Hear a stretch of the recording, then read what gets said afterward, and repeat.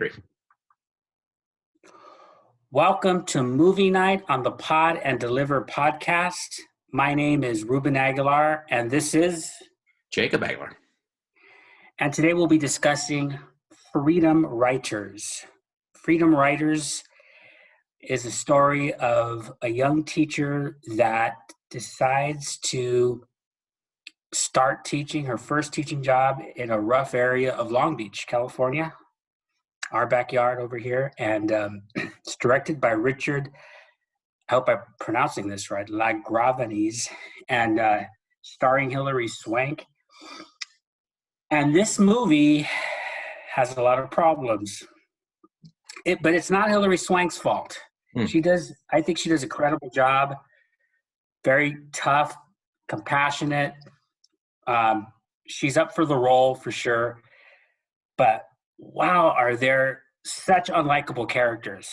I know these are students from the inner city. I get it. They're going to have rough edges, but these characters are very unsavory. At one point, a student by the name of Ava tells her, "I hate white people."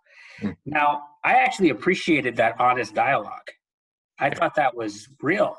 That's stuff I've heard before a few times in the classroom. But it's so hard to watch it in a movie and in your face over and over again. It must have taken an hour for these characters to soften. And while I do like some elements of this film, including Hilary Swank and Patrick Dempsey, who plays her forgotten husband, as she goes deep into the bowels of Long Beach and works with these kids, and inspires them to become writers, which is something that some of us have done. And I liked, there was some real, a nice element of first day of school, that anxiety you have. And we'll get into the authenticity in more detail, but and there was I did like some of the Simon Wiesenthal visit. It felt real to me. I've done that before. I've taken some students out. And a real nice performance by a kid named Jason Finn. It's his real name, an actor playing one of the students. But it wasn't enough for me to like the film. So I wouldn't recommend it as a whole. Well, there were some good elements, as I mentioned. What did you think? It's funny you share that because I didn't want to see the film, and there's films that I just don't want to see it. It's funny because we're teachers, and I think we normally watch. I mean, I think in the past we watched films about teachers, and I think I even had a class once in college where I had to see all these movies on teaching, and there's some really good ones out there. And so when I just really kept my distance from this. I'm not the biggest fan of Hilary Swank, but then when I watch it, and I'm going to be honest with you, she was one of the better parts of the film. I was a little biased towards it because I just started reminiscing a bit because she started around the same time you and I started. You were biased in favor of it or against it? Biased in favor because I was more of a memory type of thing. Like, oh, I remember that time period right after the riots. You and I started working right just north of her. She's from where we grew up, Glendora. Yeah, I know. So all these things I started looking at, and I go, oh. I tried to separate the biography for a moment and just focused on the movie. It was hard for me, man. It was hard for me. I'll tell you why, because I guess I'm a little bit too softy on that. But I just thought, wow, and then the whole issue of being with tough kids. You and I, we were with probationary kids. Our first gig. Her first gig is there. I felt like right away it was a little bit unbelievable. I thought, wait, you know what? Her coming in with pearls, and I'm like, come on. I mean, she has pretty good head on her shoulder. You would think that would right away. You would say, hey, you know what? Let's put that away and let's start thinking about who we're teaching and what area we're at.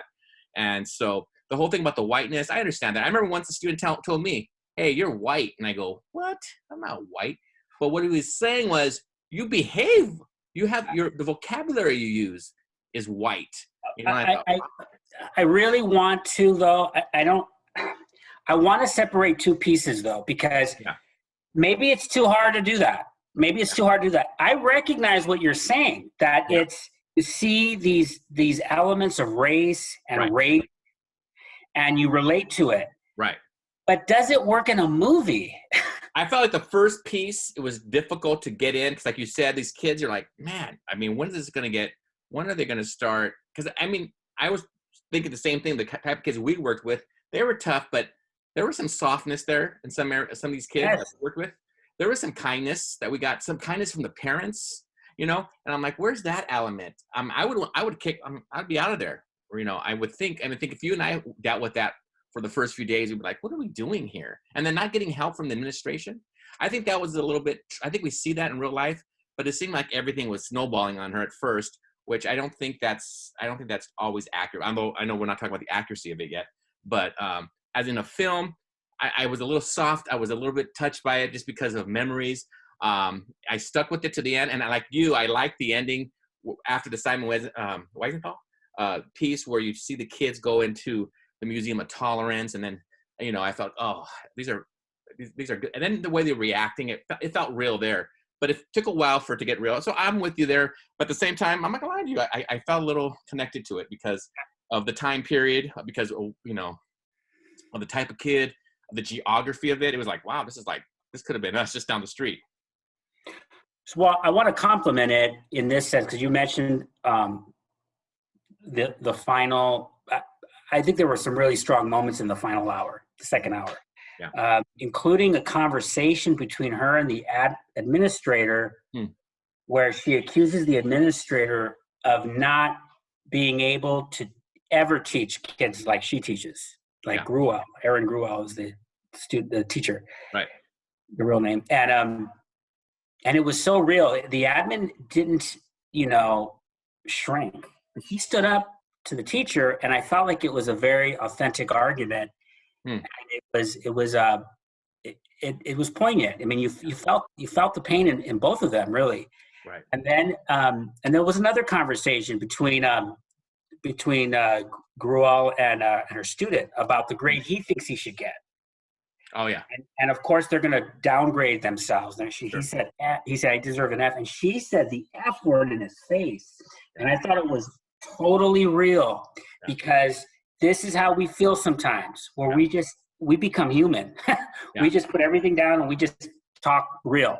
Well, she developed the relationship. Yeah, you're right. Because I think you and I, you develop these relationships with these kids. And so when you get to a point where you could be like that, you can't do that right in the first day or two.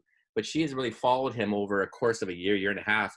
And she says, you know, hey, you're better than that. And you know you're better than that. And so I think, you know, it was like, whoa, star realization. But yeah, I agree with you. I think that was pretty cool.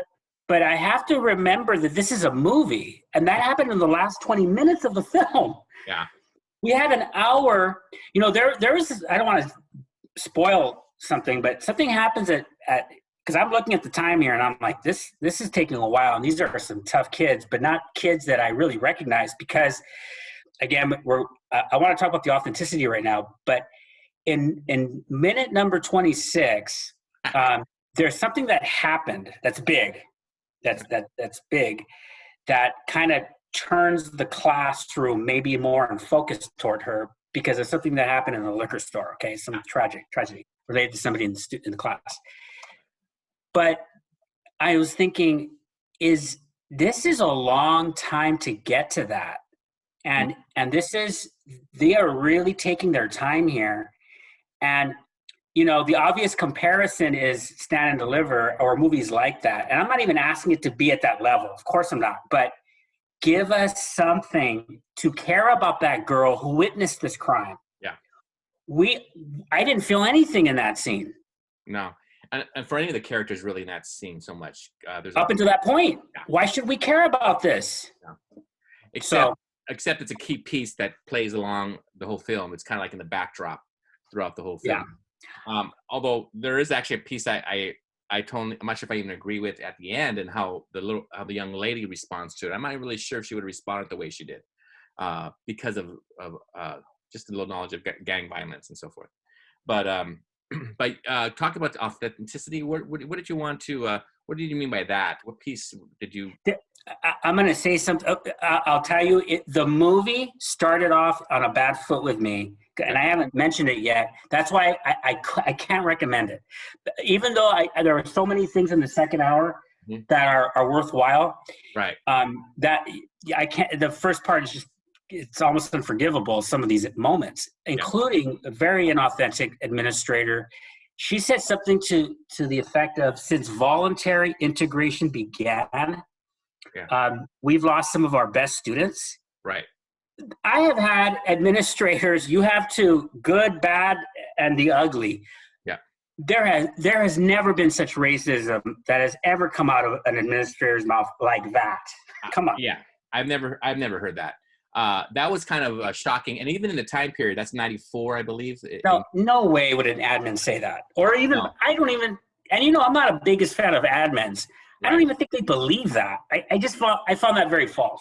Actually, I would say this too, in agreement with you, that admin is not so far distance from teachers in the sense that many of them were not teachers not too long before, and that being said, they're in that environment too. Even though they seem a little harsh and cold and distant in the film, the reality is most admin, they want the best for the kids. Okay, they do.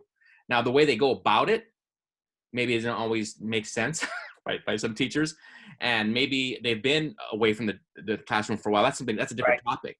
But the regarding being insensitive to children, but that's beyond being insensitive. That's very racist. Yeah, that was so inauthentic to me, right. Because that's the topic, right? That's the lens in which we're looking right now. I think that didn't pass the test. I think someone disagree. Some might disagree with you though in this piece. Let me tell you why. And I'm just saying, I think I could see someone outside saying, "Hey, you know what? What about that's two Anglo people talking to one another? That's not a Latino teacher talking to an Anglo." I'm not saying that's accurate or not. I can never disprove you because I'm Latino. Right. I'm just saying that's thrown at there. But I just can't believe it and believe me, I'm a Latino, and I don't believe it as well. But I'm just saying I think that could be thrown out there, that these are two people of who don't have the same experiences as these children.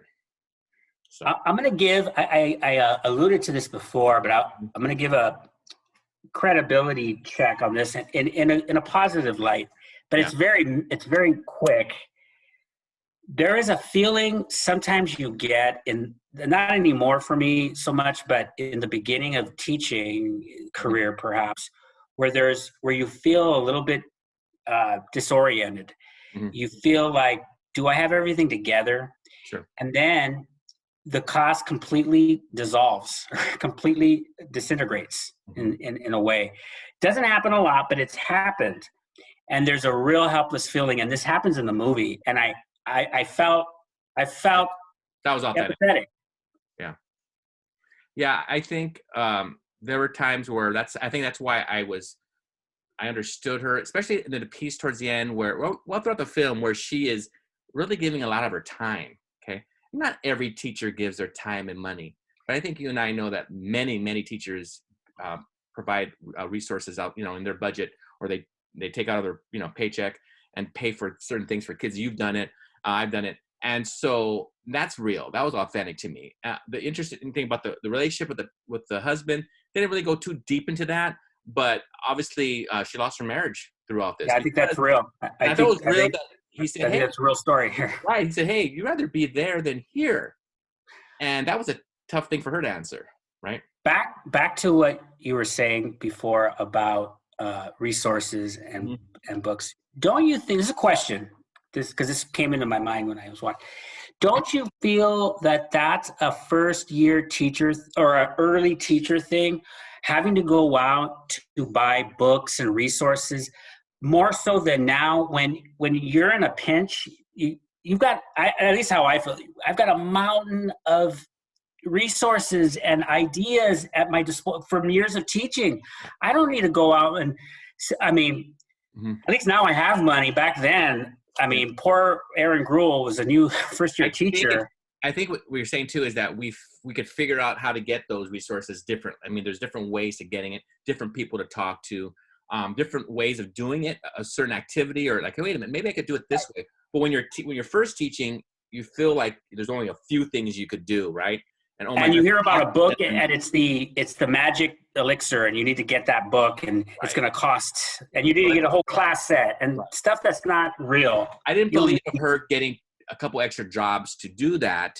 I mean, I could, you know, when you have two incomes, and even then, I know when she was saying that she made $27,000, I thought, wow, that was about, yeah, it was about not too far off what I was making. So I know back then, you know, the salaries were pretty low, although, you know, cost of living was not as bad as it, I mean, as high it is today, but the reality of, you're right, going to get supplies and all, I remember doing that as a young teacher. You're right, as an older person with a better paycheck, not as much. I find ways, I find other ways to figure it out. And there are times where I do still, but not as much.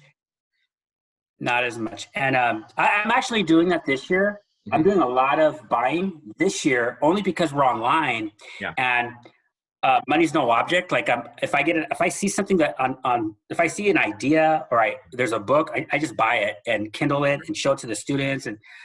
But it's different because it's about the online thing, and it's like I'm a new teacher again. But so to me, that's a good credibility check. Sure. But here's a thumb down for me. What did you think of this? No, it's a question. I get the last one was a question. This was a question. All right. Do you buy a whole class of ninth graders who've never heard of the Holocaust? No, that was, you know, let me tell you why. Because they know who Hitler is. Okay. If anybody knows one character, one individual, one monster, it's Hitler. And I would say there's a variety of how they feel about him. Sometimes they kind of put him on a pedestal, right? But they know who Hitler was, and they know what he did. And so even back in '93, and we're teaching the same type of kids back then. I remember teaching this back then. They knew what the Holocaust. They knew what the Holocaust was. Now maybe there might be a couple who maybe weren't sure of it, sure, but not the whole class. Not one individual heard of the Holocaust. Yeah, that doesn't make sense. Yeah, but I mean, there are things like that. I mean, I think the thing that was authentic though to me was how she figured out, and it's made her a pretty good teacher. She figured out, wait a minute, I'm going to go outside the bubble here.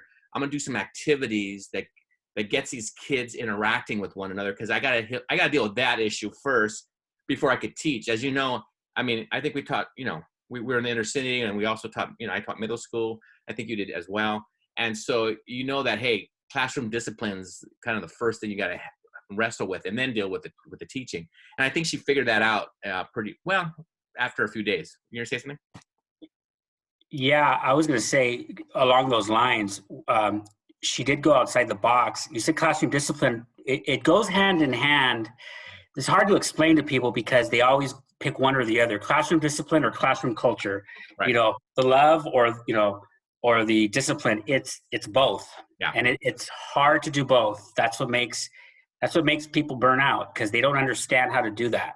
But the good ones can do it. And she started being assertive, and she created culture. You know, this is why I would actually recommend this to a first year teacher, to pay attention to the little culture building things she did, like the champagne glass they were drinking, sparkling cider. Very good. That was good stuff, Yeah, and that's why I think I would recommend it. Although I agree with you regarding as a film, maybe I wouldn't say this is hey, I won't tell anybody that wasn't a teacher. I think I would tell people who are first-time teachers, like you were saying, hey, that might be something you might want to look at and see kind of some of the decisions she made and some of the mistakes she made.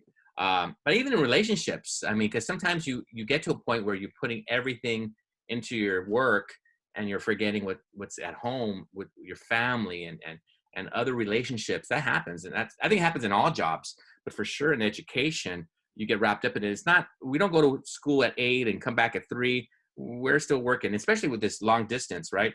We see ourselves.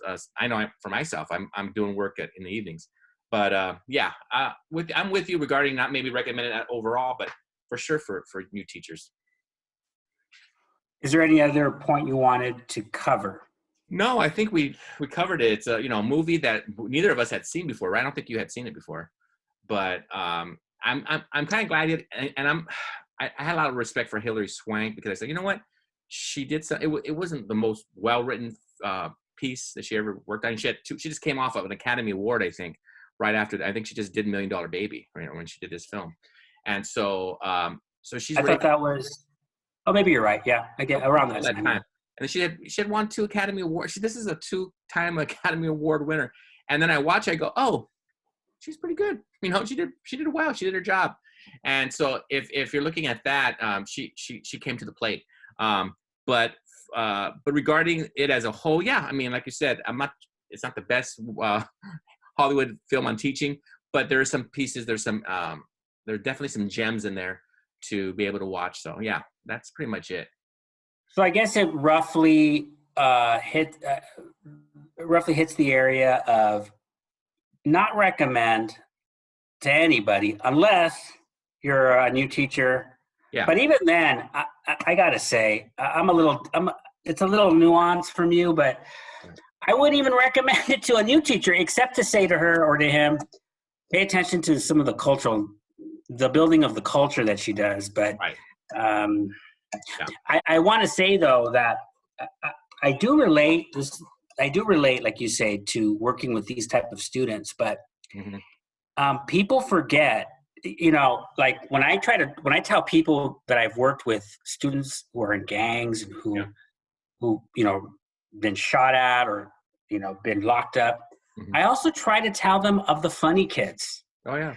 Of the comics, of the actors, of the artists, because there's a lot of rich characters that came out of there too who weren't just gangbanging. Right. And if it's a fuller picture. Yeah, there's so many facets to an individual, especially these kids. There's so much to them to make those kind of life adult decisions that they made after school hours. And sometimes that sometimes these kids didn't come back to us, right? Or they came back pretty damaged, and so I think we learned. I think that's one piece that maybe came a little bit in the film, but where we as teachers learn so much from our kids, and I know that our first few years in education, to me, I think that's the most educational time I ever had. I think I learned more in those 3-4 years than in my whole career. So, but yeah. Okay, very good. Well, thank you for joining us for movie night. This is Pod and Deliver. Thank you, and we'll see